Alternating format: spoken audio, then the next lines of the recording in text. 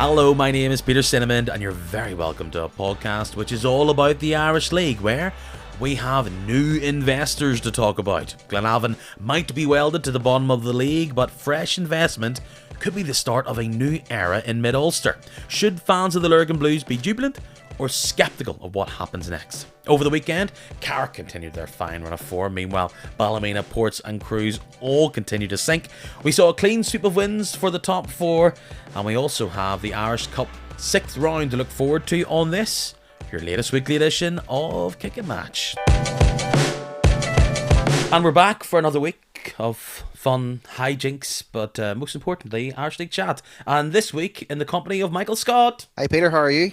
You are at least in my top 5, Michael, of people that I know that have similar names to TV characters. So it's nice to have you back. Thanks. Yeah. Funny, I was talking to somebody the other day. Well, sorry, I wasn't talking to somebody the other day. There was somebody who had spoken to somebody who I work with who got very excited at the fact that we had a Michael Scott in the office. And was it the Michael Scott from the office? And no.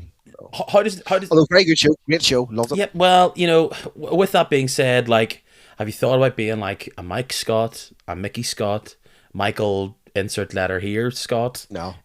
I appreciate you haven't lived with this unique quirk all your life. No, I've never considered changing my name. I've got plenty of other nicknames, like, you know, but and most of them we can't say right here. No.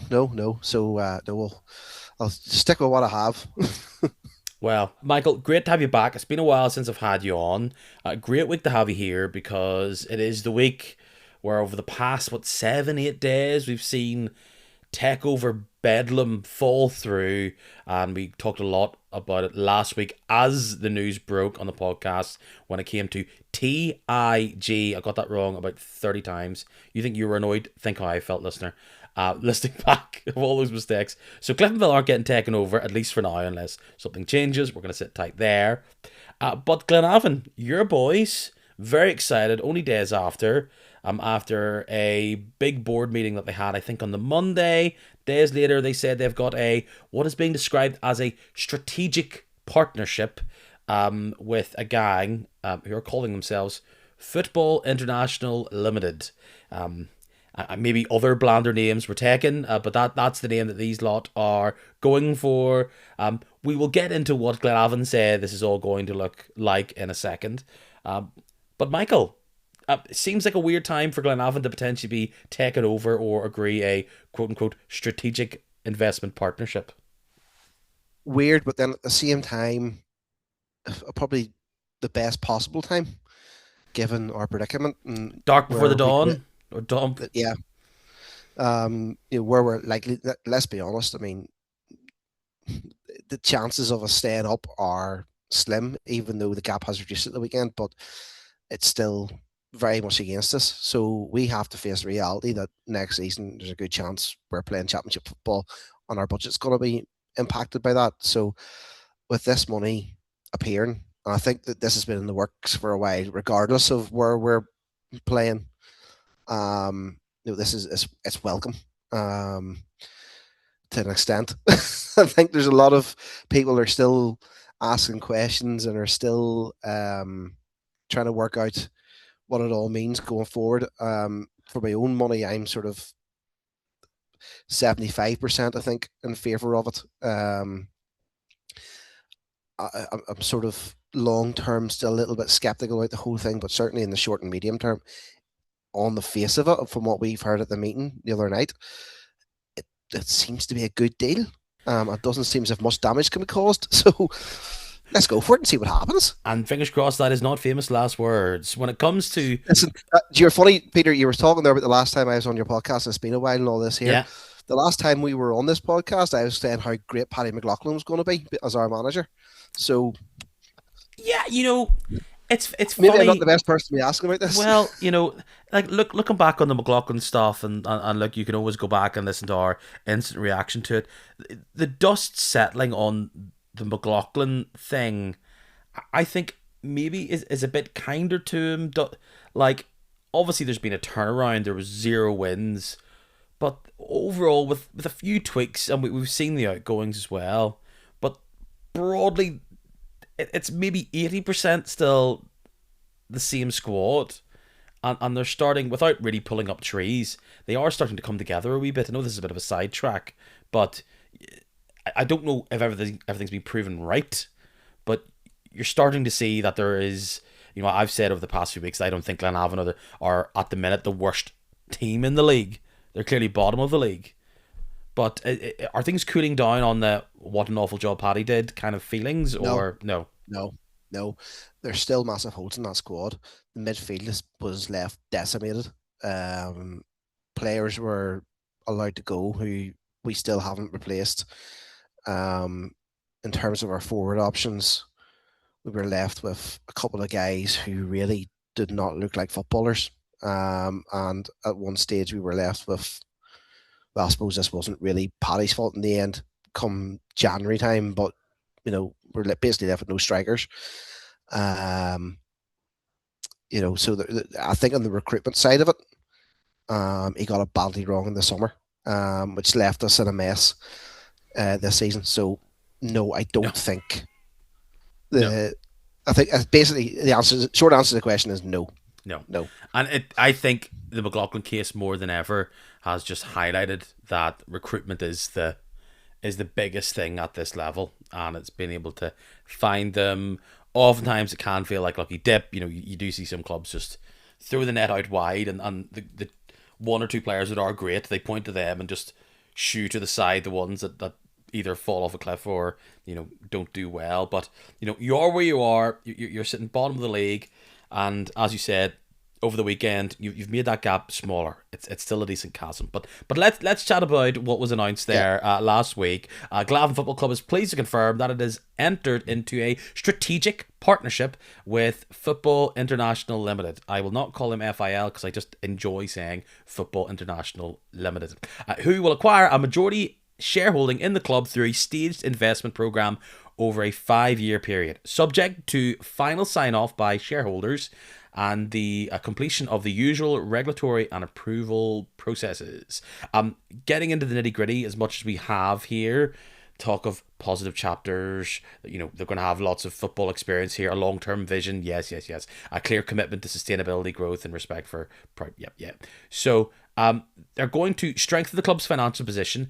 Broadly, Glenavon have been a club who have stood quite firmly in, we're not going to go crazy with contracts. We're going to get the most out of the players that we do find, and we are investing in youth. So I know lots of signings were done in the summer, but did you feel as though financially, I know going in the championship would have hurt that, but with murmurings around the club that it maybe wasn't as good compared to the other teams around them? In terms of where we are at the moment, Yes, as in, did you feel as though Glenavon were significantly falling behind from just general? I know they weren't offering big contracts. I'm sure a few were obviously handed yeah, out, but they yeah. were not the big Well, I spenders think that other teams are claimed to be. from what I understand, our budget had increased Mm-hmm. over the last while to try and remain competitive, but we were still fairly shy of where we needed to be really competitive. We certainly would have been, if you look at the sort of budgets of the 12 teams in the league, we were probably in the bottom third still. So, I mean, to be competitive, we need the money. Although, then again, it comes back to the whole recruitment thing. You have to spend it wisely. But we've sort of alluded to that already with what happened over the summer. So, I think the money was needed, or the money is needed to try and push us up the table. Yeah, definitely.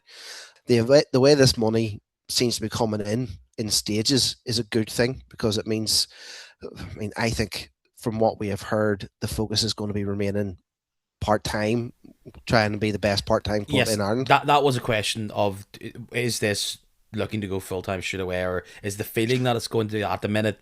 No. No, I think what the people behind us seem to think from looking at the piece, or think across the piece, and what little or look involvement they've had so far, is that they don't think a full time model in this league is sustainable, which is interesting in itself. These are guys who are outsiders going, there's not enough players here to do this. So they think, right, let's just go for the full time, or sorry, for the part time model, try and be the best we can be competitive at that level, try and push for Europe. And this is something that we talked about last week on the podcast. and I want to know what your opinion is on this. The idea of full time not being sustainable, do you think that's just from pure outlay, or the fact that actually part time players are at the minute are able to claim, particularly if you're mid to high level player, sought after positionally as well, as in you can make just so much money, or the contracts are being offered are so significantly large that to do part time, that to go full time, you would have to go over and above that. I think for a full time league to be sustainable, or sorry, for full time teams to be sustainable, I think you need everybody to be full time. You need a full time football structure with of a big pool of full time players. It doesn't work if you know basically you've only got four teams in a league who can afford it, and then another eight in the league who can't. Because then once it comes down the outlay to an extent, yeah, because you're talking about players who are going to full time teams and they're getting, let's say, 2.5 grand a week. Then what happens if their contract ends? Where do they go? They have to go part time, and then for the part time teams to try and keep up with those, they're having to pay big money, 800, £900 for a part time player. It's big dough. It is big dough, and at the minute, you're not seeing realistically outside of maybe the Lauren increase, and I think the Coleraine increase in attendance has been growing Yeah, outside of them being part time. As in, you don't see, oh, we're starting to spend X amount of grand a week on player X, Y, and Z, and all of a sudden here's 400 more people through the turnstiles. exactly. And even in terms of the sponsorships and stuff like that, these clubs are getting. I guess they may be getting more than the rest of it because they've got full time people who aren't looking into it now. But are they? Is it sustainable? Are businesses going to really keep on putting their hand in their pocket in this economic climate? I would question that. Well, we all know the pots of money that can be won through succeeding in this league, and I think the talk of this partnership takeover with Glenavon leaves us in a really interesting place within the league, because you have 12 teams, obviously the top flight. You look below in the championship and you have Limavady poking around, you have Anna, Queens, and the Welders. And outside of maybe a Newry, who obviously aren't in the championship at the minute, you're just wondering how many quote unquote big teams is there in this country. And like you could just see it being quite tight where everybody needs to spend more money. Like obviously Glenavon would have been considered a bigger club within the country based on the previous decades, and the success of the past 2 decades has been significant within your own history. It's not the peak of the 90s and other times, but you kind of look around you, and Carrick, smaller club, but investment gets a lot higher. Lauren obviously would be a significantly smaller club, but investment getting higher. All Ballymena are throwing the cash in, and historically they wouldn't be as big as Glenavon.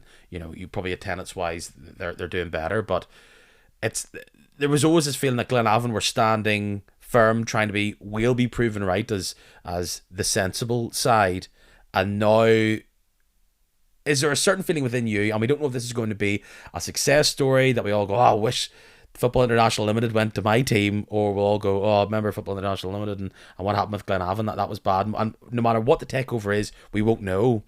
But do you kind of feel like if you can't beat them, join them? That's what this kind of feels like for Glenavon?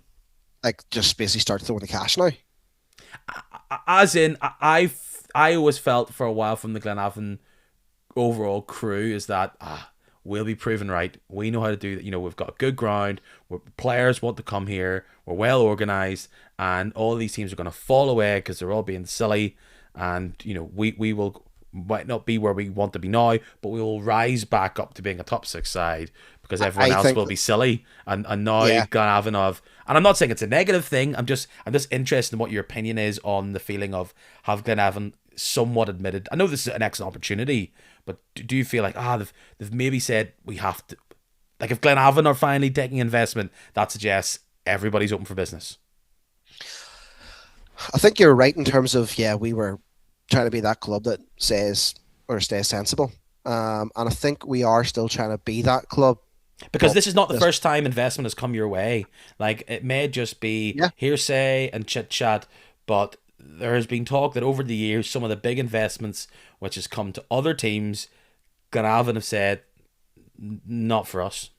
Yeah, that definitely happened because Ali Pur was at Glenavon. Mm-hmm. Um, well, we didn't know at the time it was him. I did an interview with Adrian Tier about when was that? That was during COVID, I think, or maybe just after COVID. And he had said that Ali Pur had come to Glenavon, but they didn't know at the time he was the investor. The investment opportunity had come to Glenavon, but it wasn't. He wasn't named as being the man behind it. The I think yes, we've had to go out and find the investment. And I think the guys have been working hard over the last 12 months to try and find this um, money from somewhere. I think they've maybe spoken to two or three others as well along the way before this opportunity finally was sort of presented. Um, so I think we're realistic in the fact that if we want to be where we want to be, which is maybe not necessarily in a position to challenge for the title, but certainly pushing for cups, pushing for the top six, pushing for Europe, where we are financially isn't strong enough. Um, the money that's coming into the club isn't what's needed. We hear it at every AGM. Oh, we need to put your hand in your pocket. I think Glenavon had sort of drained the pond in terms of the ordinary rank and file supporter probably hadn't much more to give. Um, I think our season ticket might be one of the most expensive in the league. Um, they're being asked to join up for schemes. They're spending money in supporters clubs. They're traveling to games every week. Our despite where we are, our fan base has stayed fairly solid. Certainly, the last time we were in this predicament where we were sitting bottom of the league and looking doomed, I think our fan base is certainly stacking up a lot better than what it was back then. So, but at the same time, the money's still not coming in. So we've had to go and look somewhere else. We've had to go and explore these different avenues to try and get the money in, and hopefully this will work. But we'll have to wait and see. I think a lot of fans at the minute um, are basically of the opinion that look, we don't really know how we feel about this. We're trying to be positive about it. Um, we are, in fact, most of them are largely positive about it. So we'll just have to suck it up and see how it goes. And there may be changes along the line for us in terms of how the club's run, but just that's the way football goes now. I think when you look at the hierarchy within the Irish League at the minute, we have our top four, we have our full time teams now within Larne, Coleraine, Glentoran, and Linfield, and the investments there, the history is there with them, and you could see over the next few seasons one of them have an absolute stinker or a bit of a decline, but overall you reckon they're pretty nailed on for top six football over the next few seasons. And previously, that top six would have included Crusaders and Cliftonville, who themselves have flirted, and it's been covered here, with investment, possible takeovers. And these are two teams within the last decade have been getting doubles and have been back to back, whatever, champions. They've won the league or they've been in there and about.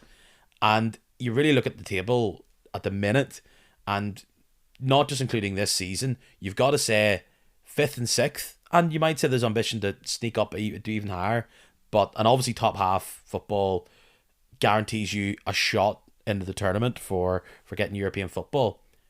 But that's open for anybody. Yeah, yeah. And Um, Dungannon is currently the team that's taking advantage of that for the past two seasons.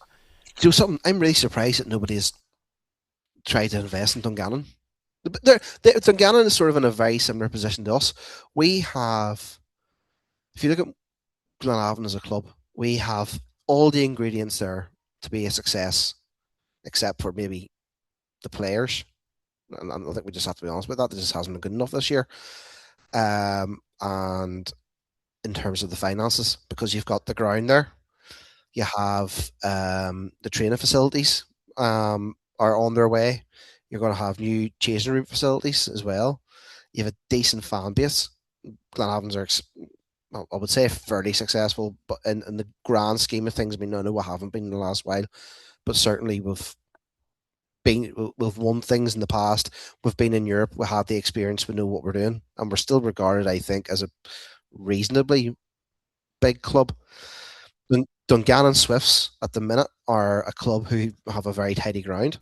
Um, they have a fan base that's growing. It is growing. I feel like I haven't reflected that over the past couple of months. I've been down to Yeah, Dungannon twice, maybe in the past 6 weeks or so, and I was chatting to people after the game, and the chat is that there's younger people coming through again. Yes, they're on the up again, and it's hardly record breaking numbers, but they're yeah, seeing a new generation come in, and it's beyond just doing well on the pitch. They're seeing it after yeah, games and all. I go traveling there, and there's work to be done. I think every club could still see they all want their fan base to increase significantly, but yeah. Dungannon's on the up.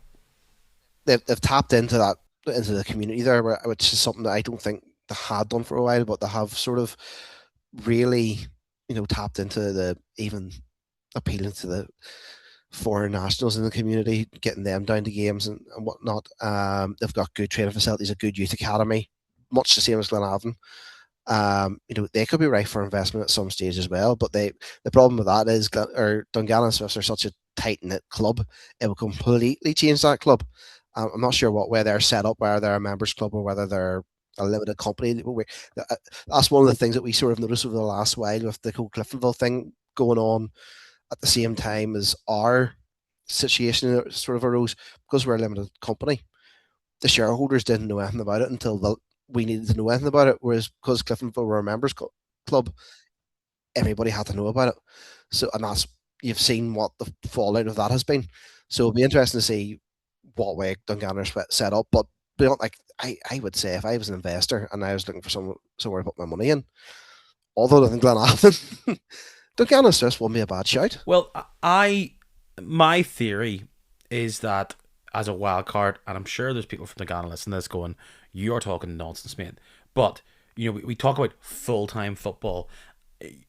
Clearly, there is something appealing about going to Dungannon because of the way they coach, the way that they've been able to help players move on, and it's not just regulars. You've seen Devlin go on. You've seen Smith go on, Ocean Smith. Like you've seen players go through that system. Like, and I know this is more for the younger players, but is there not a scenario where Dungannon is a full time team and they go, it's £600 a week, mate? And if you know what I mean, and maybe you can't handle or you can't hack a squad of 15 to 20 £500 a week, right? I get that, but with the ability to sell players on, and that's the model where you come here, you're a player that hasn't worked out elsewhere, you need full time football, full time training, you're guaranteed to start, you could be a bit of a main player. I think Crews have tapped into this a wee bit with the way they're bringing these random players from Scotland, and sometimes they float and sometimes they sink. Dungannon could potentially be that again, maybe totally a non-goer, but rather than going, oh, excellent field, excellent touring player, here's X amount of pounds, please be our star man, they go, no, we're looking for Sean McAllister's only, mixed in with Yeah, the Glennies that come through, mixed in with some part-time players, maybe like where they've had this bedrock, the Dylans and the Tiernan Kellys, all that type of stuff, Keelan Marins, where maybe that's where the league will go. But yes, you're right. Ultimately, this level, youth development and selling players feels like is the thing that's going to keep you healthy more than anything. And maybe yeah, keeping, I can be very changeable. But look, it doesn't feel as though this is going to impact too much for this year because, well, we're sitting here. By the time you listen to this, the window's likely closed. So unless there's an Irish League Rubinho style signing that kind of comes in, it's yeah. unlikely Glenavon going to do it. But I mean, long term for Glenavon, well, it feels positive. sorry, just on that, I think what we had been sort of told was that the market, there's hopefully money there if um Mick wants to try and make a sign before the window closes. It could happen. So we'll have to just wait and see what happens in that one. But they do seem to want to back him on the playing side. They've been in regular contact with Mick to try and sort of suggest players since that early involvement. So they know what they're talking about.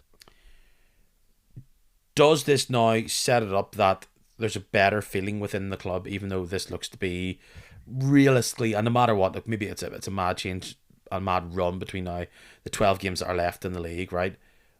But is the feeling better than you would expect for a team that's having a maybe a 20-year low when it comes to league form? Yeah, I think yesterday, whenever I arrived into the ground, I think a lot of people were feeling very sort of positive about the whole situation. I think a lot of people have resigned ourselves to the fact that we're going down. I think, like for me, I haven't sort of settled in my mind from October that we're down. It's like it's So I not mean, fear anymore that, oh, we could go down here. It's yeah, like it's just you're it's in the happening. crocodile's mouth already, and you're thinking, well, maybe we could fall out by chance. Yeah. So we already have the doom and gloom. We're used to it now. That's fine. So now we've got this little chink of light about what it could be like. We have the benefit of knowing that if we go down, we've got some fantastic away days coming up. If we go down, we'll enjoy it. We'll have to work hard to get out of it, but we'll have hopefully the backing now that our budget won't be impacted too much. Players might want to come and play for us again. We should hopefully win a few games, get ourselves pushed up, get out of the mess literally be visitors to the championship for 1 year. We hope get up and then start pushing again. So I mean, you're sort of maybe in the depths of the valley, hoping that you can, but looking up, which is in a way a nice way to be. I mean, you don't really want to be at the bottom of the valley right enough, but No, we're there and we're used to it. and I know you just have to deal with the hand you've been dealt if that does go your way. But is there a certain fear that you actually look at all the teams that have been relegated in the past, let's call it 7 years? Are Portadown the only one that have bounced back? And not only that, have we not seen teams just almost completely collapse? Like Lockall having had a sniff near the top flight, near promotion race this year. We all know what happened to Newry the season before. Portadown did come back, but they really struggled because there was that massive overturn of players. Like it like if you go down, there will be an exodus, and you haven't really seen teams hit the ground running, have you? No. And we have to accept as well that whenever we go down, if we go down, that we will be the team that everybody wants to beat. So teams are going to raise their game against you, which makes it twice as hard. So um, it will be tricky to get out of it. That's why you're hoping that the backing, this new money, will hopefully lead to better players coming in, and that you'll get out of that situation. I think one of the things we sort of wondered about in this transfer window was whether or not we would sign players to get us out of the championship, Mm-hmm. or whether we were signing players Yes. to keep us in the division. Yeah. And Um, this is kind of few teams have done that, and yeah, so you have a bit of continuity between some of the team now and where you go next year. yeah. Um, do you know something? Looking back on the window at the moment, it's hard to tell what we've done there, because really, some of our signings have only really been loan. First is a loan signing. Um, Lindsay's a loan signing. Falls is a loan signing, and then you have Mountney, who to me is a player who is giving us the experience that we haven't got in the squad. And I don't know whether he would be there next year if we go down. Um, so it's really hard to try and work out what our transfer dealings have been or has led to. But then I suppose who would want to sign for Glenavon at the minute? Or who in this transfer window? The team sitting at the start of the month, 12 points off second from bottom. You're going down. Why would you want to join Glenavon? So it's been a tricky one to try and attract players. But I think everyone's sort of looking positive at the minute. It's a strange. If you look at the fixtures, as I said earlier on, if you look at the fact this investment's coming in, we've won a match at long last. We've done all right. The performances of the last 2-3 games haven't been poor. I think against Korea we gave a good account of ourselves as well. You know, maybe things might start to turn the corner very soon. You can start putting pressure on those teams directly above you. Well, you need to have this total batten down the hatches, us against the world attitude. Going in, if we're going to talk about Saturday, such an interesting meeting that the team whose takeover looks to be on the ropes or completely gone goes against the team who's announced it. But I was standing during the second half down in the Crescent End, and they started singing, "If your club's got investment, clap your hands." And I honestly How thought it was different could a week the be? most middle class chant I've ever heard at a football match. Oh dear. Well, if we can go back to the tape, we can see that this result was predicted. Like Cliftonville are really just feeling sorry for themselves. They're on the ropes. They're feeling sorry for themselves, and as much as they had the chances in that game, in the end, Glenavon were the team that took them. It was kind of back and forward. Now Cliftonville did take the lead, but then Glenavon bounced back. It looked like it was a fairly entertaining game, if you can give that kind of analysis to it.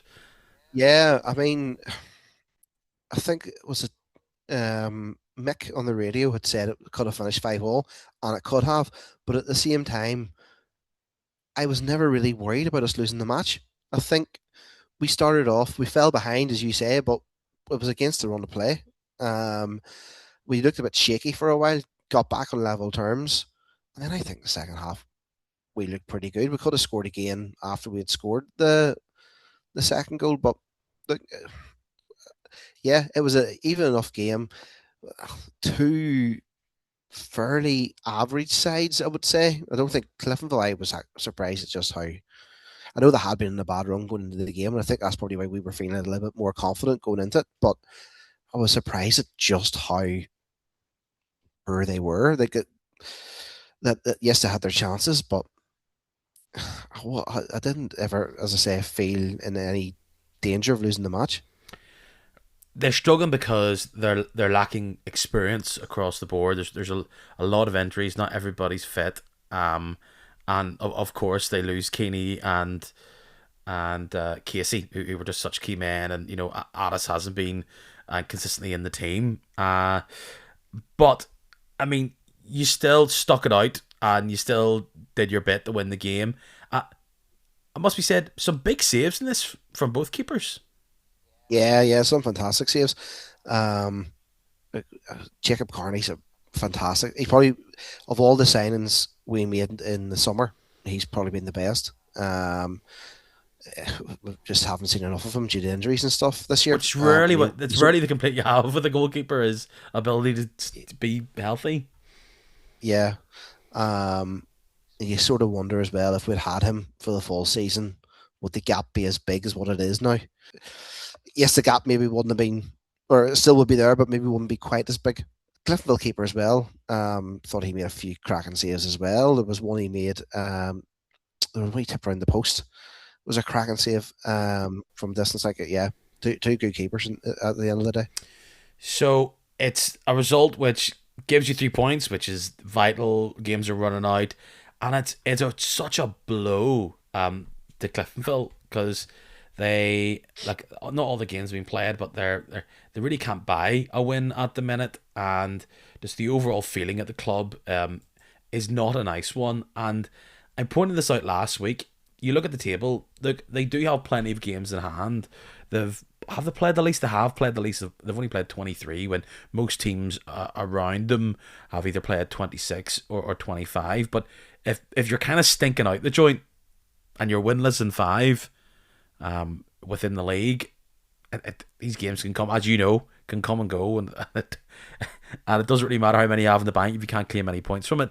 I have a big fears, maybe not the right word, but just with the way some of these teams have got games against each other, I kind of had maybe 34 points as a marker of you're definitely not going to finish 12th, but I don't know if that would get you off 11th either. And 11th is No, just so open right now. yeah. I mean, like, what is it? What's the gap there? 7 points between Crusaders and Yeah, Cliftonville. so Uh, Glam 15 points, so you've got 11 points to claw against the Crews. If they're the team you're going to catch, 12 between yourselves and Ballymena. Now, Ballymena and Portdown both have a game in hand. 25 Ballymena, Portdown on 28, Carrick on 29, Bangor 31, Cliftonville 31. So like I feel like maybe 11th is maybe too far of a drop because the other teams are going to get wins, etc., and you have to get it from somewhere. But they are being dragged out of top six here, and they're not really putting up a fight. Yeah, and like you look at Portadown getting a result at the weekend. You have Carrick as well. Sorry, Portadown didn't get a result at the weekend. Carrick got a result at the weekend. Portadown were picking up results. Bangor as well.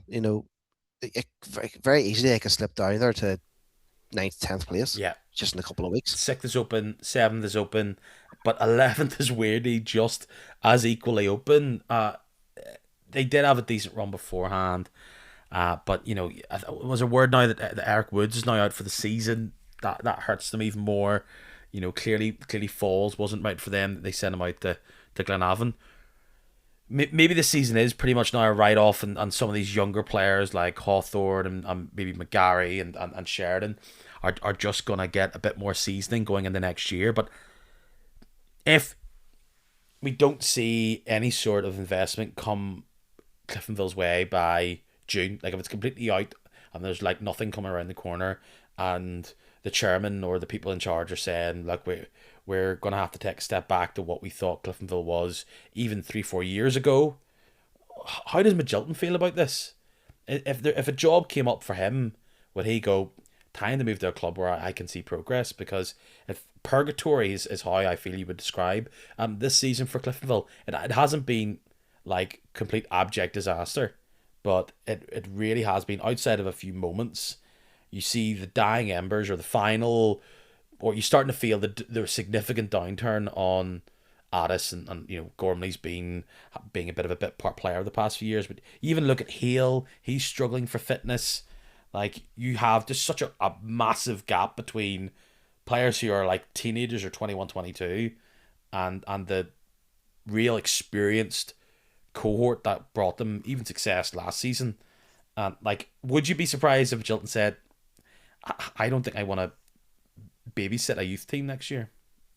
Yeah, I mean, you mentioned the likes of Gormley and even Hale was a shadow of what he was like last year, yesterday. If Gormley was to say retire at the end of the year, how did Clifton replace him? Well, That, would you be surprised if Curran also said it's yeah. been great, boys, but I'm away, you know. So that presents a problem then for Cliftonville, because if as you say they could turn around and cut their cloth accordingly, it's, it sort of ties the manager's hands behind his back. Um, and it wouldn't surprise me then if Magilton was to turn around and go, "No, lads, I can't do this anymore. This isn't The right job like would need to to open go." up, but Yeah, and like he's proven himself to be more than capable in this league. I mean, I think whenever Magilton arrived here, there was a few eyebrows raised, but he's done a reasonably good job at Cliftonville, and like they're still sitting in sixth place. That's fairly decent for Cliftonville considering where all the money is and where those teams are that have it. Um, in that little mini league. So he's done reasonably well in a way reasonably well. Just this bad run of form they're on has really, really cost them, and it's very hard to see them turn that round. Maybe maybe the Irish Cup on Saturday will give them an opportunity to get back in the form. But yeah, I think yeah, if the manager's hands is tied behind his back in terms of the finances, we have seen it at our own club in the past, where the budget just isn't there for good quality players. It only leads to one thing, and that ends up with either a manager plodding on with what he has and not getting the results, and then the board making the decision, or the manager making the decision for the board and saying, "Listen, lads, this isn't what I want it's anymore." just where do you get the experienced players, especially if you're losing them, Correct. because Ballymena are clearly keen to go through the gears themselves. Portadown, if they stay in the league, will be no doubt keen to improve. Carrick have proven that they will gobble up all the experience that they possibly can. So do Cliftonville have the cash to go, yeah, come on and do it? You know, why? What kind of attracts you to Cliftonville if you're an experienced player outside of, I don't know, you want to be in Belfast or you just have an affinity with the team? If a That's regional pretty team much is it. offering 200 quid more or even just 100. Yeah, you're basically saying, or come to Cliftonville, we're the best part-time team, and we're in Belfast. That's that.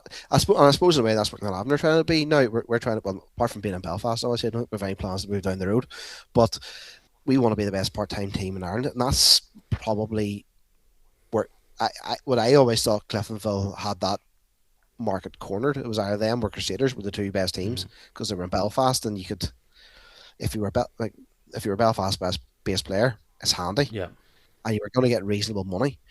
So it's um, because the teams below them are being so aggressive. yeah, definitely. Um, and like we talked about the Swifts, and it's paying off for them. It's funny because I know you don't want to talk about this. This feels like if my wife was to leave me, but I look at a player like Peter Campbell, who was he wearing the armband there on Saturday? I honestly can't remember. He probably was. Yeah, He has been such a stalwart for Glenavon over the past number of years. If he's go down, he might want to leave. Let's not say he will or would. But if, for example, he's not, if he wasn't going to go full time, or none of the full time teams said, we want you, and there's been previous interest in those top four before, or at least teams within that top four, you would maybe put him down as, well, you know, Cliftonville might want to go for him. But actually, if he was on the market, I just feels like there's other teams who would be more aggressive or would be able to offer more than what maybe Cliftonville might potentially. Now, I could be talking nonsense here. Cliftonville are like, without investment, we can still totally outbid these other sides. But recent history has suggested that's not the case. yeah. Funny, I was trying to think there out of our squad at the moment, if we were to have a clear out, you know, who would be the most likely ones to go? And you're looking at Peter Campbell. You're looking at Paul McGovern, whose contract's up at the end of the year. You'll We you'll fully anticipate that, yeah, you'll get a he'll development be fee away. there. You know, that's, Yeah. but you've cashed out on Um, Malone, which probably feels sensible. yeah. Yeah. Um, and but then beyond that, you're sort of, and like Carney might be the other one that Yeah. goes, but beyond that, you sort of struggle to think where the rest of our players would go. Like there was a Um, lot of chat online, like, and I think it's they're just annoyed about everything with the club. But I was very surprised just how negative the reaction was around the McClellan loan signing. yeah, that was an interesting one. Like here, I I know it has not worked out at Glenavon. I know that, right? But people were just the optics of that for Cliftonville just didn't really appease their fans. They thought, why are we loaning a player who can't get on for the bottom side? I know Cliftonville don't see that. They see that as a player who it hasn't worked out with the Glenavon. We can maybe coach him up, do a bit better because he has the frame and he has time on his side to be melded. But I was so surprised to see the reaction from Cliftonville fans. I thought it was massively OTT. I think what he needs is an experienced player beside him, because he didn't have that at Glenavon. Um, we have a young team. I think so. Somebody said the average age of our squad is about 21, which is baffling, and also sort of goes a long way to explain why we are where we are, because there was very little experience in The there. cruise is pretty low as well. Yeah. So I would have thought if he had somebody with a bit of like a Johnny Alice stand beside him, telling him where to go, he might be a better player. It hasn't worked out for him at Glenavon. Um, Apparently on very decent money as well, which is probably one of the reasons why I think our fans have been sort of quite content to see him go out to Cliftonville. Um, and I can understand that, yes, Cliftonville fans aren't happy because they've signed someone who can't get on a team, who are sitting rooted at the bottom and haven't conceded 52 goals this season. Um, why would they make that signing? But I think there could be. Listen, he's a confident enough player. He just needs that little bit of experience beside him to sort of keep him right. Well, two teams who are, well, not exactly where they want to be, or at least heading in that direction. We'll leave the Glenavon chat just for now with just the final question of: do you think you'll run it close? I think with the fixtures, I mean, as I said earlier on, aside from Linfield and Larne, which is the last game before the split, I think we play Linfield on Valentine's Day. You're playing teams who are all sort of in that bottom half of the table. So why not? Let's give it a go. There seems to be a bit more confidence around the club. At that said, one bad result could just completely kill you. But we just need to get a run of wins together, um, and hope that results go our way, which they did yesterday. On the whole, um, and just see how it goes because like Crusaders are struggling, Ballymena are all getting results here and there. Portadown, they've had two defeats now in the bounce. I think Carrick, I had sort of thought would get pulled into it, but they seem to be pulled away. But again, are susceptible to you know they could go on a run again. Bangor, you don't really know what you're going to get with them week from week. And Clethenville, as we were talking about, are getting sucked into it. So just keep doing what we're doing, and hopefully we can get out of it. We'll remain positive anyway. Look, it's in your hands, and I don't want to repeat the point too much. I still think the squad that you have there and the 11 and the way they're playing um, is not the worst team. So you I should don't be think able to there's do like better. we had been hurt by injuries as well Yeah, over sort of Christmas time. So some of those players, like of Carl and Peter Campbell, had been out for ages as well. So those guys coming back in should hopefully help us anyway. yeah. And you'll probably rely significantly on Nathaniel Ferris to be the man there. McGovern still scored, and you've clearly made your peace. You're going with him to the end of the season rather than cashing out unless there's something dramatic happens over the next whatever it is 24 hours or so. But you mentioned this, and this will be the final point. It is in Glenavon's hands ultimately. Maybe technically not, but it really is because you have what 12 games left. So you're in 26 games now, and as you said, outside of Blues and Lauren, Larne, you have Carrick, Bangor, Ballymena, Portadown, and the Cruise. So you have one, two, three, four, five, including five. You might say bottom six, and I don't think Carrick will be by the end of this, but let's say bottom six potential sides. That could be your opponents. Well, based on it right now, those are your bottom five opponents in the split. You've got them twice. So as yeah, much as you have 10 games against bottom six sides, and the argument would be if you can't take, let's say, 20 points from them, or 18 to be kind, right? 18, then 18 out of 30, then maybe you don't deserve to be in this league. correct. But out of those 10, if you could win six, let's just say, you're probably in with a shout. Because Yeah, I think the gap's down now to 9 if my maths is right. So if we can get that down unfortunately, to yes, nine, unfortunately. yeah, if we can get that down to 6 or less by the time the split comes around, yeah, you have a chance. I think Cruise because twice, Ballymena twice, Portadown yeah, twice, Carrick maybe twice, more than likely Bangor twice. It's there. It's there. it says yeah, Well, that then leaves, unfortunately, maybe the Cruise fans shaking in their boots. They've felt pretty bad over the past while. They did have a little uplift at Christmas, but they are coming back down to earth with a bit of a bump. Another loss there on Saturday. As much as they've been actually keeping it close, and they've been in these games against better sides like Linfield and Larne. It all did eventually go pear shaped in the end, and Larne eventually stand firm. And as much as they conceded 2 goals, they ended up scoring four. As realistically, Larne do another win for them. Keeps this procession to retaining the Gibson Cup alive. But it was doubly bad for the Cruise because not only did Glenavon win, but Fraser Bryden got what could be a significant injury. The Cruise have put out a statement to say that we still need to figure it out, but it's not disaster zone at the minute.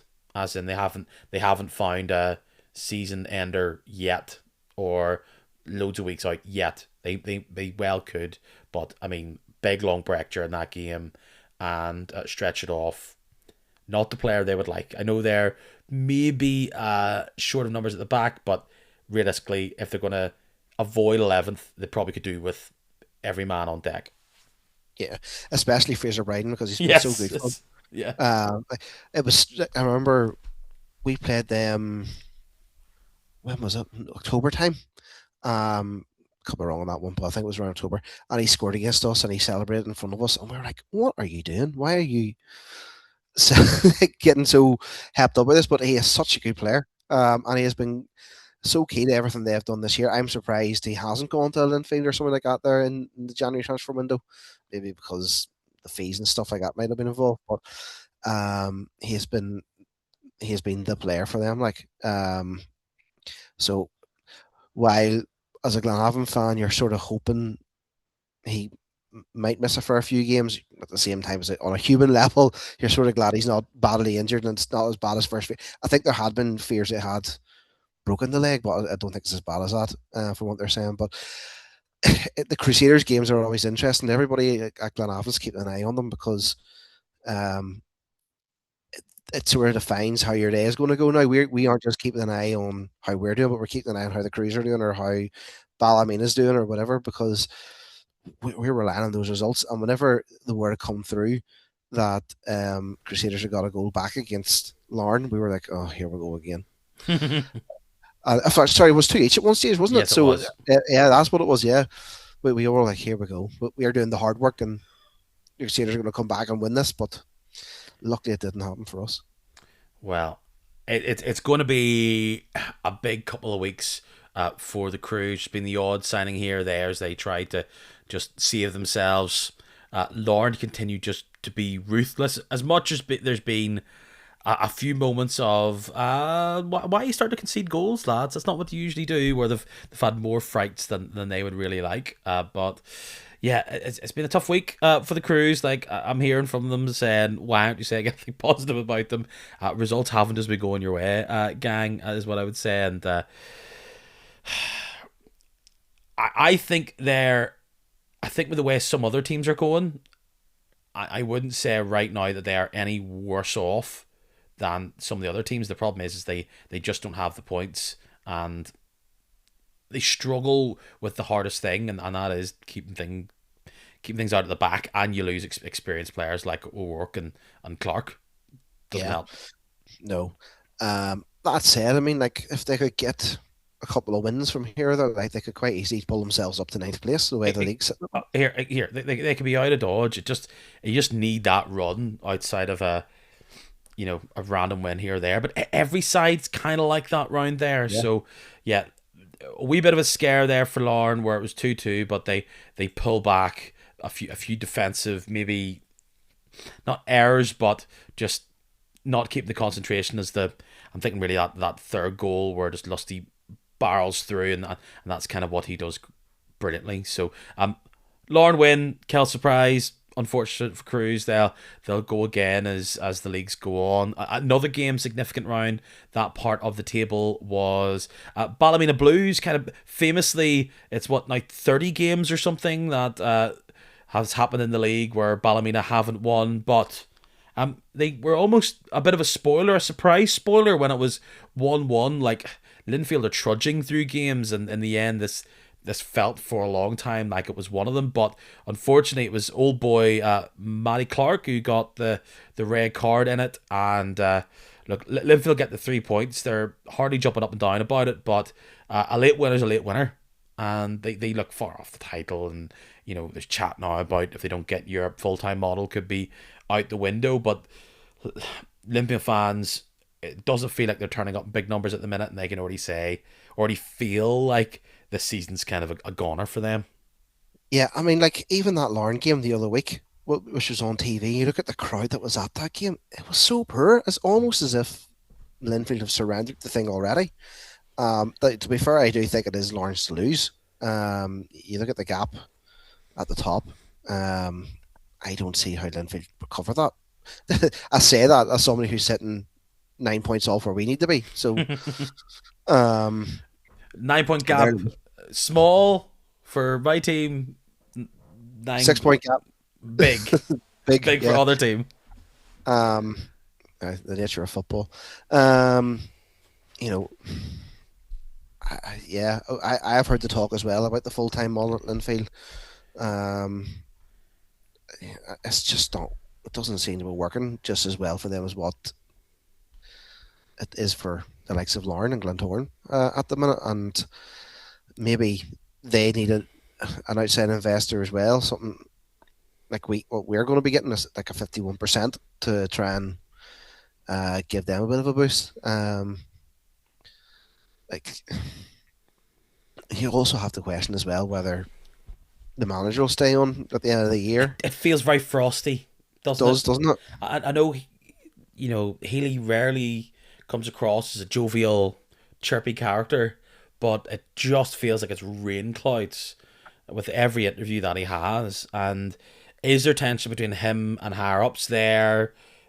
There always seems to be murmurings of it, but this Linfield situation, it feels like a rebuild. I think it is a rebuild, based on even rumours that some of the players that are signing pre-contracts elsewhere.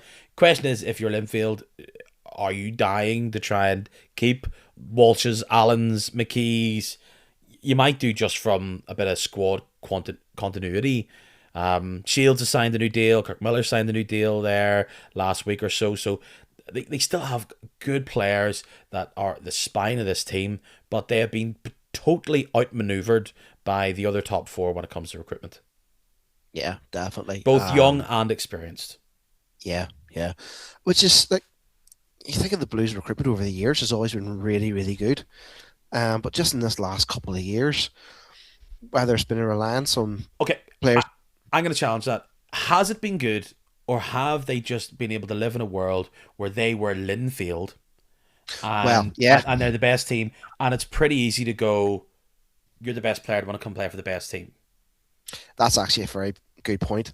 Yeah, players want to sign for Linfield because it's Linfield, and that's why they've sort of always been able to attract better players. Whereas now you can go to Alarn and you're going to get Champions League football. Like, if McGovern was to stay within the Irish League, and I think it's maybe 50-50 at best, I don't think he will, but let's say he is to stay in the Irish League, he could sign for Larne, Glentoran, any of the top four, Coleraine or the Blues.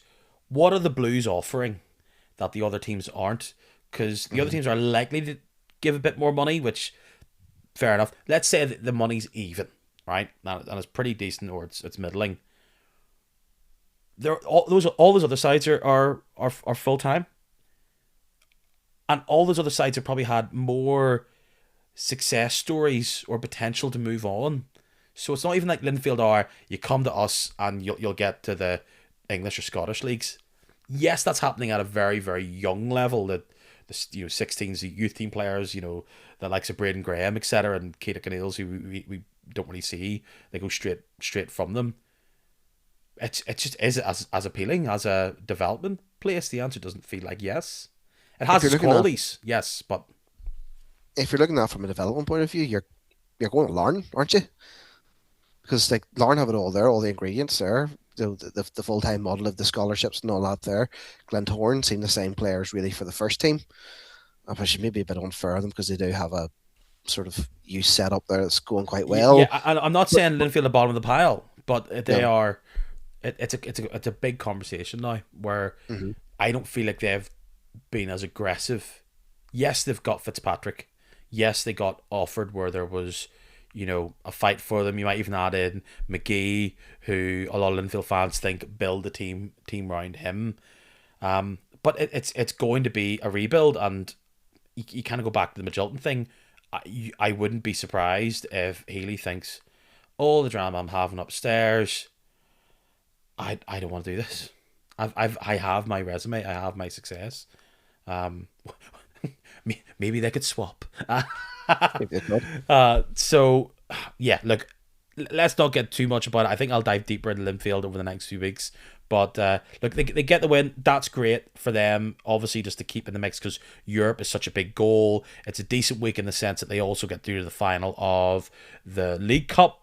which is positive because it means if it all falls down, if they win that trophy, which they still want to win trophies, of course, they then automatically get into that European final. So, they still have a second bite of the cherry. For Ballymena, I've been hammering on about this, and it's not like it's, only other people can't see. We talked a lot about this last week. They've had tough games, but this Oran Kearney era has had zero fireworks. Lots of Yeah, sightings, but zero fireworks. yeah. Maybe that just needs time to click. Although I think if you're Ballymena, you want it to click fairly quickly because they're getting sucked right into that sort of battle for 11th. It's a strange one because I thought that Oran going into that job would have just given them the shot they needed to start firing, and the signings have made it been really, really good. But it's just not happening, and I can't understand why it's not. Are you not ripping that they were the team that was able to get? No, it's only been a few games. Whatever is it, 3 goals or whatever in 4 or 5 games? But you're not a wee bit ripping. You didn't get Igor Rakowski. That seems to be the one real positive of their recruitment so far. Young striker actually scoring goals. Well, we need a striker. We needed a striker from somewhere. Would have made sense. But then I suppose if you're him, what brings you to? As we talked about earlier, what brings you to Glenavon? You're going down again next year, so you're leaving the Premiership, or you're leaving the Championship to go into the Premiership to go back down into the Championship. Whereas at least Ballymena, yes, they're getting sucked in. I still don't see them really being in that, or I think they'll get out of that eventually. I don't think they'll really struggle to fight against relegation You don't or think they're going against to get the dragged playoff. into this 11th? I think they'll be okay. I think they'll be fine. It's I would say Carrick can still go on a bad run. They're the ones I'm sort of looking at. Portadown Really? as well. Yeah, Yeah. I think Ballymena and Portadown are the teams, and to a lesser extent, it's Cliftonville just because they've got that nice cushion of points. But you kind of think, oh, maybe Ballymena, it's all going to ease up. They do have the next time they play a game in the league is going to be Tuesday week. They home to the Cruise, so significant game there when it comes to the bottom of the table. They had a game against Portadown, which needs to be played, but you then go Glentoran away, Coleraine away. They play against Glenavon, which will not be an easy game because you'll be going for it in late February. They then host Larne. They've also got Carrick at home, Cliftonville away. You don't see a 3 game tear there, do you? It's they're going to struggle. I think they're going to be a bottom half side, and yeah, I think they're just struggling week to week to just get results. I think performances have been middling at best, but they're not sneaking a draw or win out of a bad performance in the same way maybe the odd other team are. yeah. But they're still getting goals here and there. I still think if they can shore up at the back, they might. They'll be okay. Like I think I don't see them getting sucked right into it.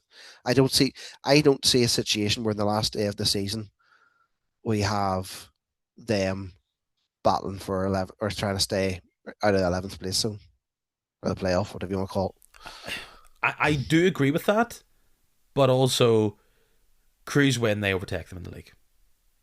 They have a game in hand, but it's like they need to start showing up. Like Carrick are 4 points ahead of them. Ports are 3 points ahead of them. Like for example, if they lose to Portadown in that game, that's a 6 point gap. Like again, we've seen teams go on a really good run in the split that it all changes and everything's happy dory. But they really have had a very poor season. And you make all these signings, and all the chat is that they're signing the likes of Walsh and Allen and McKee to be key cogs in their side next year. But I do just worry for them. I also worry for Portadown, whose form has also fallen off a cliff outside of beating you guys quite unconvincingly, based on a lot of reports on Boxing Day. They're making signings, but they've been poor. They've kind of been poor all season, and defensively, horror show. 3 goals at home.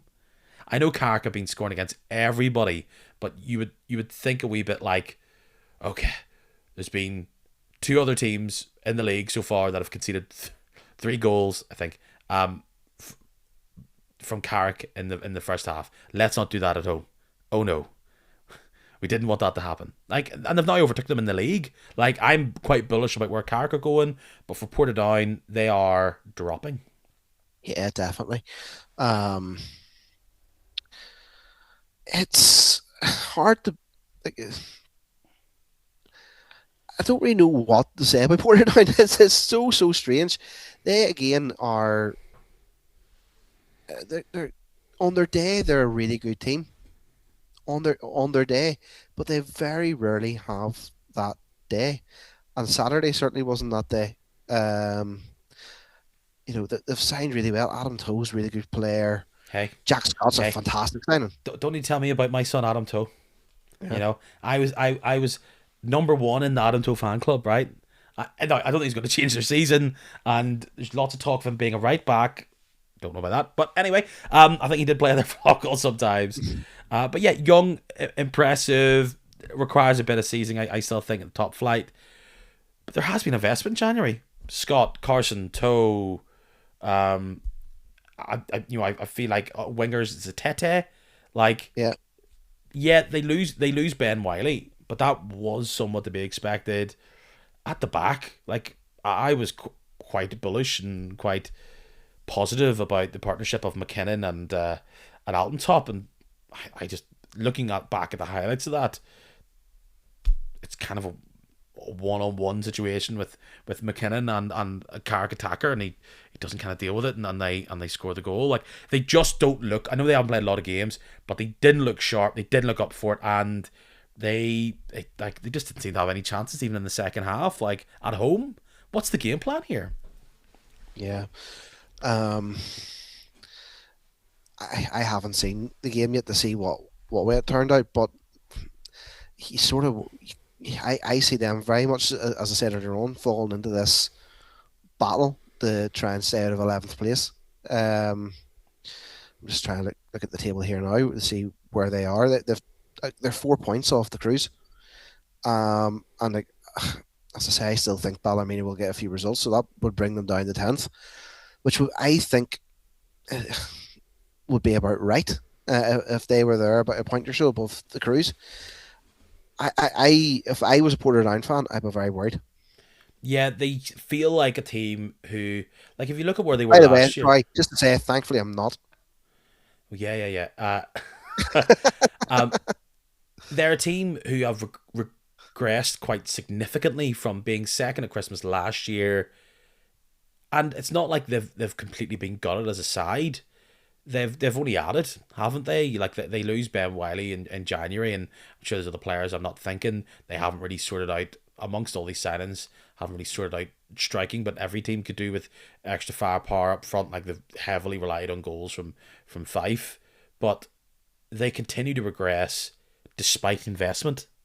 Yeah, And I know Ballymena are pretty much in the same boat, but be it a mix of it's not working tactically, or that they've been found out.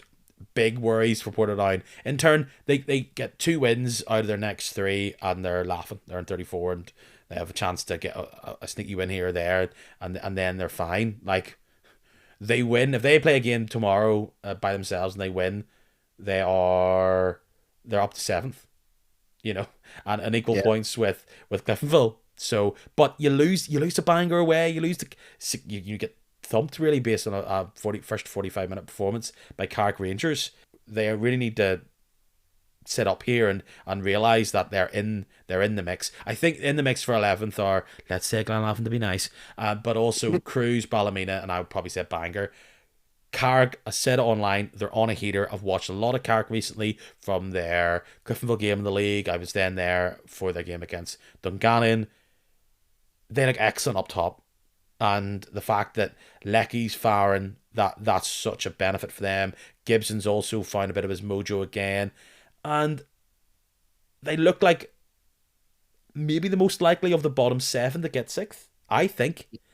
yeah. I But would agree. just because they've really sharpened up at the back, and they're physical. They know their game plan, and they've got players who know this, who know how to do it. Crow might be the most underrated midfielder in the league through his physicality. Heatley sharp, it just feels, Snoddy's buzzing around. I know he was the player you were referencing when you were like, oh, players that shouldn't have gone from Glenavon, but momentum and confidence is the hardest thing, and they were on such a bad run for a while where Carrick fans were said, we've lost it late. Like you go to Boxing Day where they lose it late on, where they were doing so well for 80 minutes, 70 minutes. It just felt there's a lot of those games where they should have maybe sneaked a win against Linfield at home. Now they're just tearing teams up, and the teams they need to tear up in Portadown, Dungannon, and Cliftonville. It's a really been a great 2 weeks for the Amber Army. Definitely. And like they're scoring goals for fun. I think yes, you talk about how they're short up at the back, but the goals, like, they don't seem to have any lack of ability to find the net. Through the likes of Danny Gibson and all those lads. So like, yeah, I think they'll be fine. And can you believe this is the team that got absolutely embarrassed, pantsed by Glentoran this year, only a couple of weeks ago. This month, if you're listening to it in January, which you're not The because it's top, February now. the topsy turvy nature of Irish League football. Yes, well, I'm sure Ballymena and Cruise and Portadown fans are saying exactly, don't panic, because you're probably panicking if you're a Carrick fan and they're literally on cloud nine with let's call it a trophy in the mix of all there. So you don't want to play them. That they're tough to go up against. A Bangor are kind of floating through these games, always in it, without really embarrassing themselves as well. They host Coleraine at home, and it's another case of I don't know what we're expecting with Coleraine, but it doesn't feel all totally connected up all the time, which we do say. But again, they have good players, and good players do good things. Ben Wiley picks up the ball, which was probably going to go out, and then he scores a goal by manoeuvring it around a defender and that wand of a right foot, and he's been getting consistent games for Coleraine. You have all that attacking power. 2-0, Bob's your uncle, and between now and the end of the season, they're unlikely to catch Larne, let's be fair, but if they can keep these results up and secure second or third, that will help them build momentum going into next season. Now, they played 27 games, more than any other team in this league, and Glenavon are right at their tails, 3 games in hand, but was it 5 points to have to grab onto there? So yeah, they're keeping up their end of the bargain without looking some sort of scary dominant side. Yeah. They, as you say, it doesn't seem to have gelled quite as well as it potentially could do there. I'm If we were in the league next year, I'd be very worried about playing Coleraine because I think they'll go out and hammer everybody next year. I think they're going to be really, really good. And you just imagine that they're going to add more and more firepower to that team.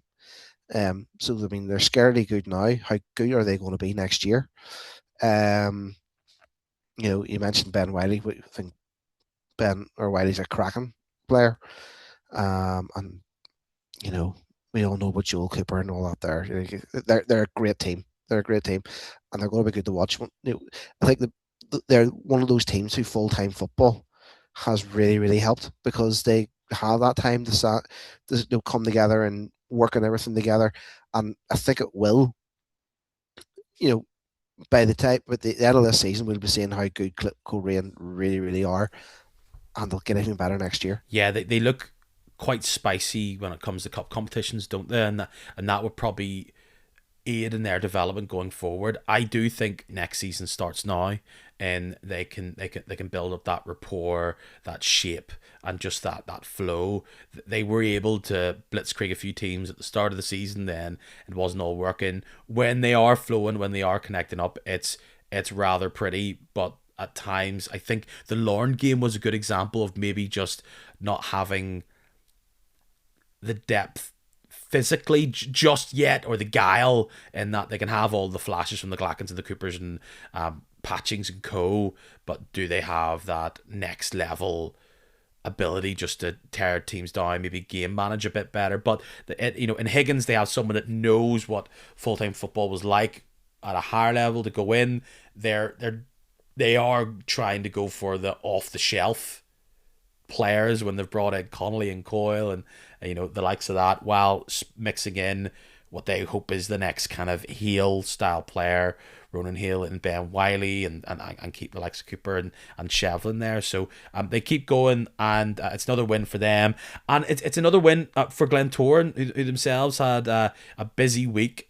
Last week, bringing in the likes of McInnes and Clark and O'Rourke, and they all played a role in that win over Dungannon. Like, Dungannon have lost a bit of juice, let's be fair, in the past few weeks, but they still gave a good game to Glentoran. But it's Houben again, who you might put in that category of look at what you could have had, Linfield, over these past number of months, and they get a win, and they will. Just momentum is a thing for Glentoran. I think the cups are probably going to be a bigger deal for them. But again, if they can keep this side feeling really solid going into next year, they will be a contender. And Europe's 100%. obviously going to be a big thing for them. Just keep up the cash flow. Yeah. Again, if they can add in the summer, they could be another one that'll. We say this every year now about Glentoran. They'll be a team that'll challenge. They just haven't quite got there yet. I think. Well, this Glentoran team's a lot better than anything I've seen in the past 5 years. Oh, 100%. Yeah, I mean, they're not a wonder team, but they have such strengths throughout the side and even on the bench as well. Yeah, I mean, I just think if they had just a little bit more, they'd be right up there. There's just something they're missing. I can't quite put my finger on what it is. Because like Houben, as you say, is outstanding. Probably one of the best players in the league. They're strong at the back. There's no reason why they shouldn't be challenging for titles. So they just need something else. I mean, I don't think it's any surprise that they beat Dungannon. They've sort of fallen off, as you say. But yeah, they're decent. Well, Roddy McAree's not going anywhere. He obviously can, but he signed a new deal, so that's him locked into this project where I'm fancy booking random players from the National League who wants to come to the Dungannon Academy. But they've mixed that experience of Ross Clark and O'Rourke could really help them going forward. Just if injuries come up, and even just in the depths of the end of this season and going into next year, you got to feel confident. I know what you mean about what's the special sauce for Glentoran that really strikes fear in you. For Blues, you've obviously got Fitzpatrick and Offord if he's going, and maybe Miller going down one wing. For Larne, you have your myriad of strikers and Andy Ryan, while also having a beefy midfield and a very stingy defence with an excellent keeper. Coleraine have this myriad of Cooper and co. For Glentoran, it's kind of Jordan Stewart could have a great game and Houben could bully you. But if they are able to shut that down, can you get a result? Maybe McInnes could just be this string puller that gives them just such a platform to go on. But, the full-time football and the savviness of this league seems to be shining. And then you get good performances like of Palmer, who scores the goal. So it's just funny. I think for the next few weeks, we could see a bit of a tale of top 4 wins, or they're against maybe themselves as a draw, or one side loses. But you could see the top 4 just winning, and nothing really changing at the top. But hey, that's the season. It can't always be nail biting. No, I think you're right. I think if you look at the fixtures, you're always expecting the top 4 to win. So yeah, that won't surprise me and won't anyway. Before we talk about the Irish Cup 6th round, we'll talk about the transfers you may have missed. If there's any that's flowed in after this podcast recorded, tough. I'm not talking about them. Not a future teller here.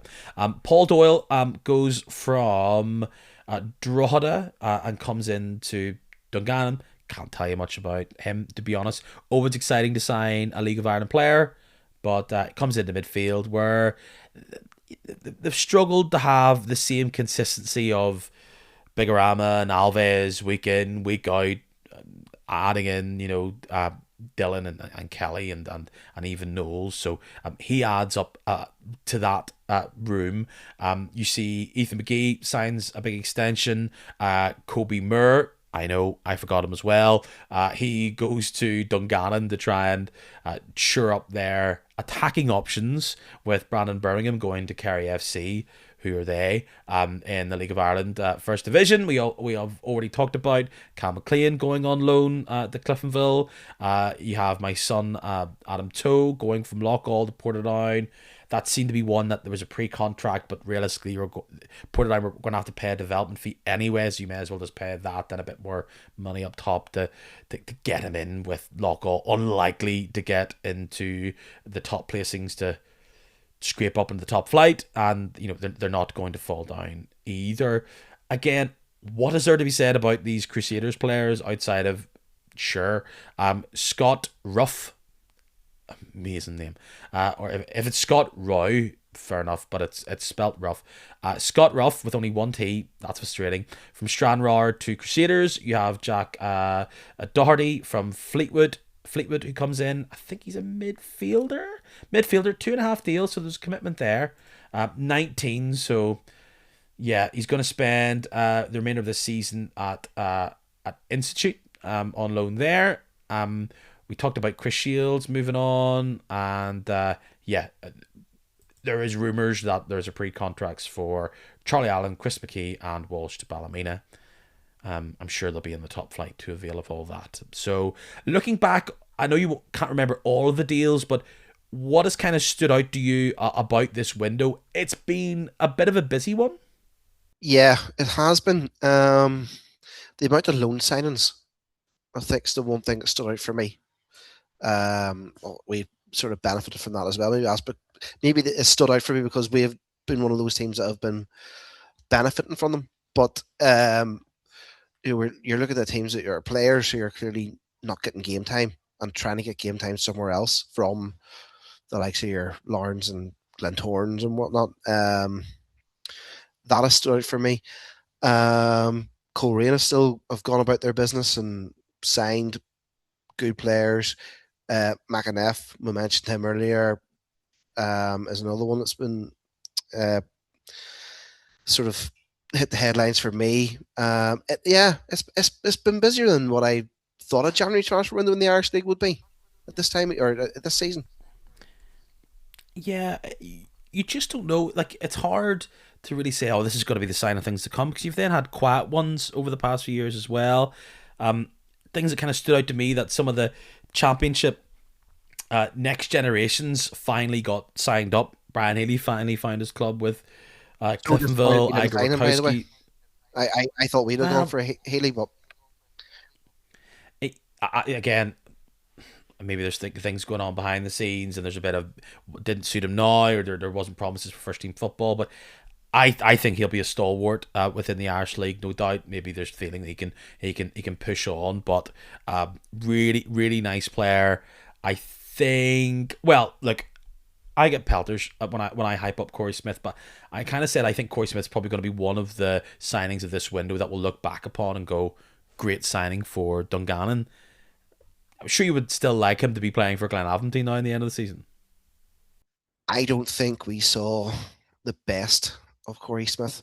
I think when he towards the end of his spell of us, I think there was games where he's like, oh, there is a player there, but I just didn't see enough of it, to be honest. So I'll be quite honest.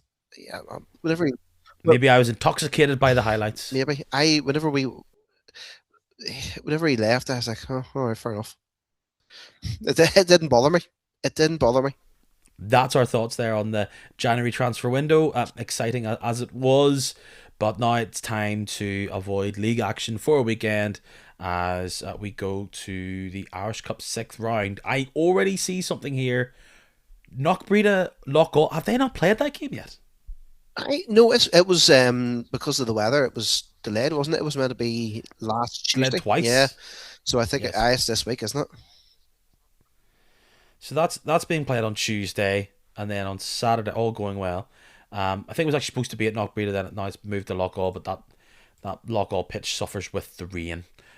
So it is what that is there. But anyway, ignore that. They will play Institute. Yeah, so it's really hard to kind of talk about that, but that will probably be for most teams. Oh, we would happily take on, if you're a top flight team, we'll happily take on one of Institute, Knockbreda, or Lockall in the quarterfinals if they go through. Um, like Glentoran against Drummond S Mills, that's fun, isn't it? I don't think it's going to be a shock realistically, but it's still a very fun fixture. The lowest ranked side, still in the competition, going to the Glens. It could be all over by half time, and probably will be. You wouldn't give Drummond S much of a chance, really, would you? Look, who knows? I mean, we've seen big cup upsets in the past where teams like Glentoran have been prone to a few themselves. Where they've played. Who was it we played in the last round? Newington Newington. Newington put them out. seems like one of Yeah, the most memorable one. Yeah, memorable one, but this would be an historic one. Sixth round, Drummond S at home. yeah, uh, That would be an historic yeah. upset. It's hard to look past the Glens, really, isn't it? Yeah, I think so. I can even see them kind of resting a number of players just to give a bit of time to others And therein lies the yeah, danger. Therein lies the danger. yeah, but Yeah, well, that's what you're hoping for, isn't it? But I mean, most of Glentoran's bench, I think, would beat many of the other teams in the top flight. Forget a team that isn't even playing PIL football. So yeah, big day out for. Let's see. Hold on a second. What is the Drummond S Mills? The Drummond, like the Anna, the Drummond S Mills nicknames. What are the? They can't be the Mills or the Millers. Maybe would they be? Come on. What's your nickname, Drummond the S Mills? drums. The Mills. The Mills. Up a Mills. So good luck to all the Drumnest Mills and all those who sail on her. Welders against Ballymacash. That should be realistically the Welders through, but that Gary Hamilton boy, he's a wily customer when it comes to the cup. And remember, Ballymacash have the Steel and Sons Cup for some reason. Not because they want it, but I don't know if PAL teams should be in the Steel and Sons, to be honest. Yeah, no. Again, that's one like Ballymacash should be well up for that game. They should be. I don't think that'll be an easy game for the Welders. I haven't seen the fixture. Where is that one? Is it that in At at the Welders, Welders? See, at the Glentoran Training Ground Arena. oh yeah. No, I'm going to stick my head out here and I'm going to say Ballymacash win. I think so as well. I just I think Ballymacash are I've going to no real 2-1 late on. I've no real reason for saying it other than the fact that Gary loves the cup. So that's it. And Carrick against. if we win, if we somehow manage to beat Cliftonville, we'll get them in the quarterfinal at home. That'd be tasty. Wouldn't Talking about tasty, Carrick on a tear at home host Coleraine. Love this game. It could be a boring 0-0. It doesn't go anywhere. But if Carrick score early, I just think this is a team in confidence. You can score goals freely against Coleraine, and I think if Coleraine aren't up to it, they could be outmuscled, outmatched, squeezed at the corners by a very wily side. And I think Coleraine are going to need to score early here for this not to be a really tricky afternoon for Yeah, them. I think Like I don't see Coleraine winning this 3-1, no. and it's over with half an hour to If go. He I, famously I said. don't know what the IFF picked as the tie of the round for this round, the way they always do, but this potentially could be the game of the round. Given Yes. what we talked about earlier on, it's going to be a tricky day for Coleraine playing at that pitch. Or the Carrick Rangers scoring goals, not quite for fun, but doing quite well up front. Well, almost fun. Yeah. What's it? 13 goals in 4 games. Okay, well we'll say scoring goals for fun. I think that's going to be a great game to watch. If you were a neutral, that would be the one I'd pick this Yeah. weekend. Fingers crossed. That's where I get sent out. It could be anywhere. Warren Point against Ballymena or Larne. That's another one of these games that are being played on Tuesday to try and shimmy along. Like, Warren Point are the team of old, and even if they were, this would be a big task for either one of these. I think similarly, if it's 0-0 at half time, it could be a random squeaky bum time. Limavady sneaking past Larne last season, but you would like to think if either of those teams, and Lawrence obviously the expected team, go down to Warren Point, they should be able to stretch Warren Point enough to get the goals. Yeah, funny. I was just wondering what the state of the or where Warren Point or how Warren Point have been getting on this year because I think they haven't been doing too bad. Warren Point are eighth in the Championship. championship, but they are they've played 3 games less than the team in fifth, which is Queens, who are 7 points ahead of them. So they're sort of mid-table at the minute. They haven't been doing too bad considering they're just come back into that league. Um, it could, we always found Milltown to be a very tricky place to go. I think most teams did. There's been a few famous results down there. Obviously, different times down there, different playing squad, but like they've done well to get out of that division after um, the troubles they had. I mean, if it's Larne, you're definitely saying Larne are going to win that game. If it's Ballymena, I think Ballymena might find it tight down there. Yeah, you can see them tripping on their own laces a wee bit there. Yeah, If they concede a goal early from a corner or something. They do have a bit of firepower, and Adam Carroll, and I know looking forward isn't the prospect that he was maybe hyped up to be many years ago, but can still do a bit of damage on the wings. So yeah, could be interesting. Portadown host Dungannon, like the fact that it's Shamrock makes this a more interesting affair because Portadown only really seem to get results at home. They're on a real lull, but so are the Swifts. And the hmm Swifts have really struggled going forward.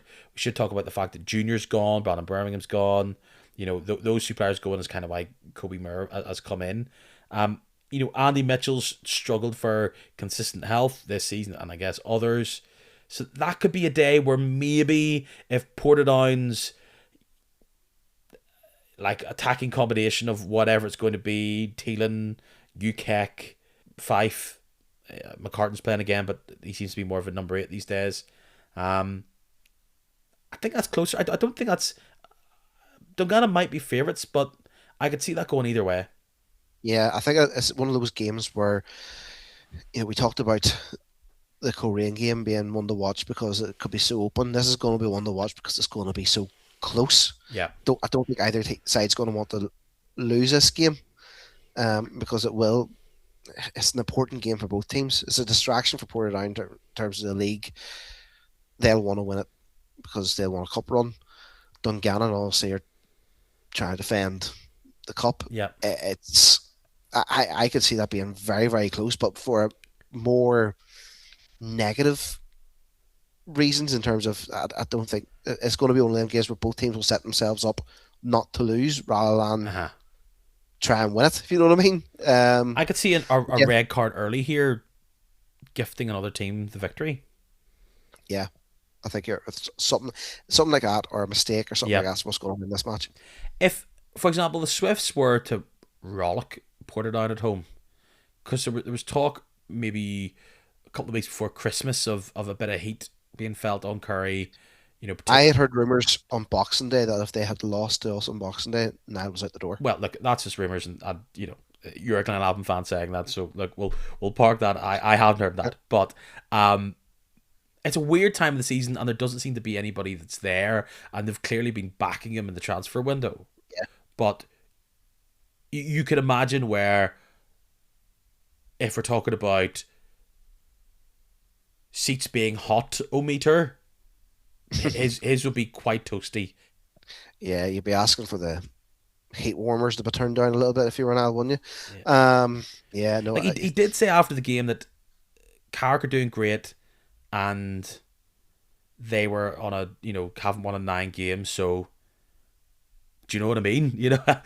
So yes, it doesn't look good here, but everybody calm down. I could go on a big winning streak later on in the year, but it's yeah. I'm not saying if they lose, he's in diffs, but just the way things have went, losing to Bangor away, the games he lost before Christmas, then being thumped at home by Carrick. If it's a similar kind of 3-0, never looked in it, there's going to be questions. Yeah. Um, I think it just adds to that narrative of they're struggling, and that doesn't help the manager in any way and his position. Q 3-0 ports there. I kind of I can kind of see it going either way, but I do think it will be 0-0, and then there'll be a goal in the last 20 minutes that will decide it. Can't see that being a goal fest.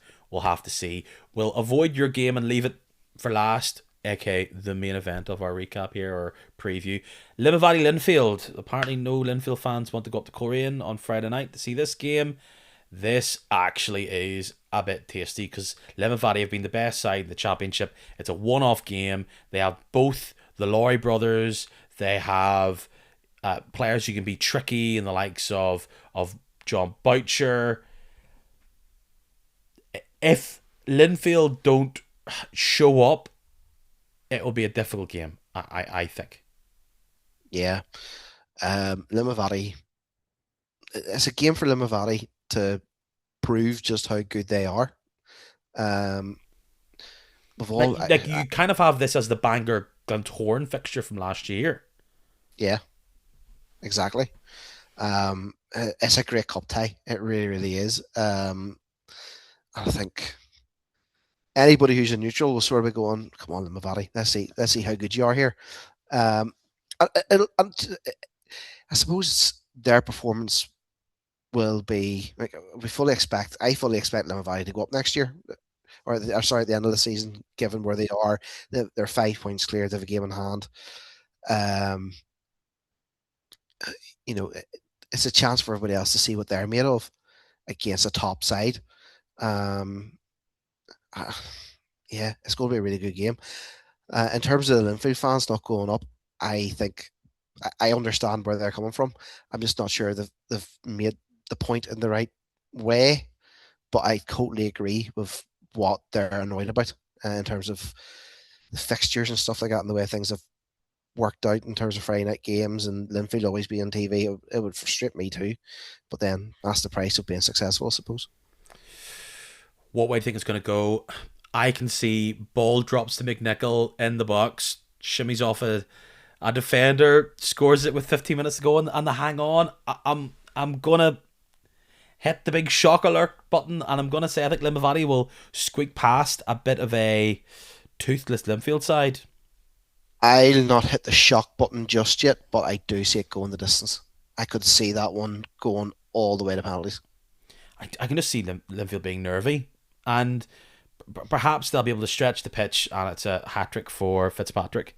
But it really is one of those games where Limavady have this nice mix of experience and players who can just create that little moment of insecurity, and have been fairly solid this year. So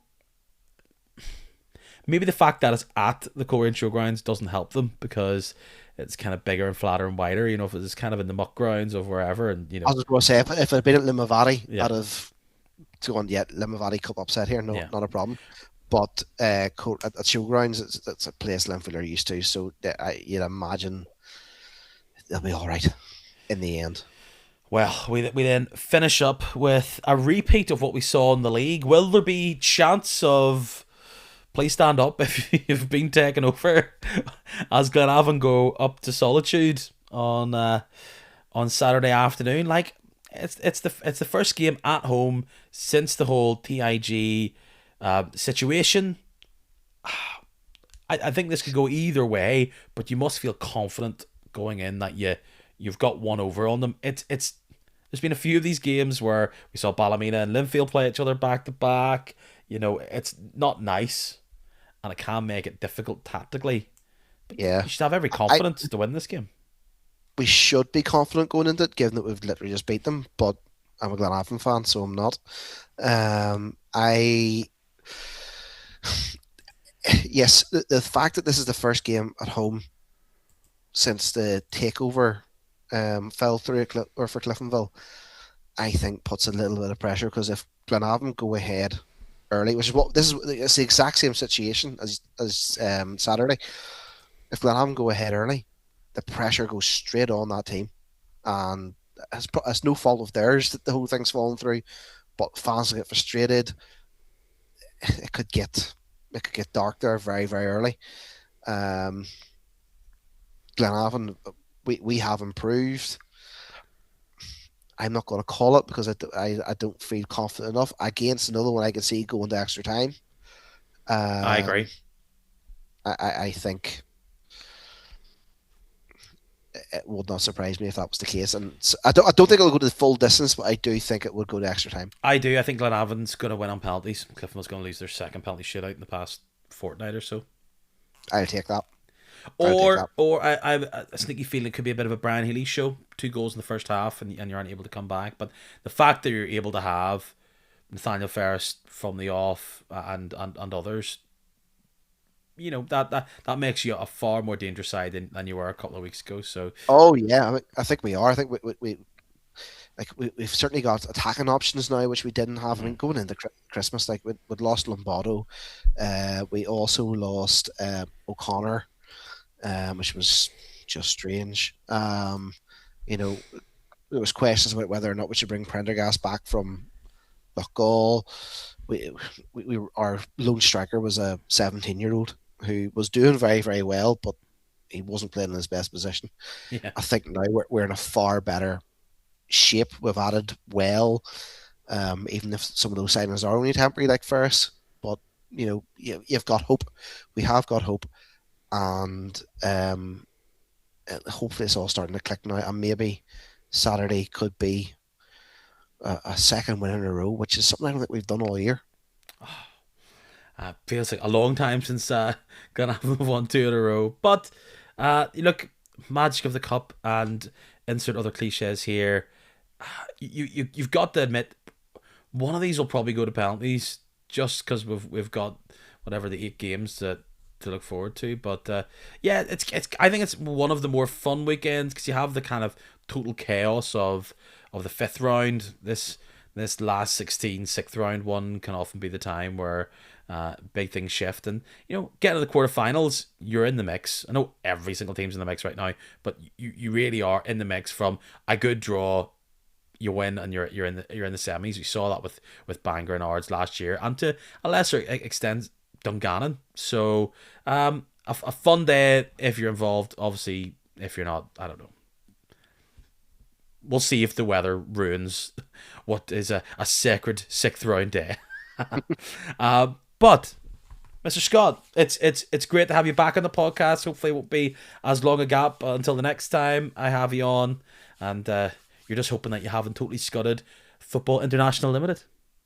Yeah, it could be another year. Which I think back. this week next year. Well, I also think it's going to be a big couple of days, because I think actually this week Football International Limited celebrates 1 week since its foundation, so that's a big anniversary as well this week. Going to rush out and buy a cake for that, yeah. Yep. So a big blue and white, or maybe a pink and grey coloured cake, because of that strange away kit that you have. Michael, continue to enjoy all that Glenavon may offer to you. Thank you very much for your insights, and enjoy chanting about takeovers towards Cliftonville fans 300 million metres away. Thanks very much, I will. Cheerio. Bye-bye. Cheers, bye.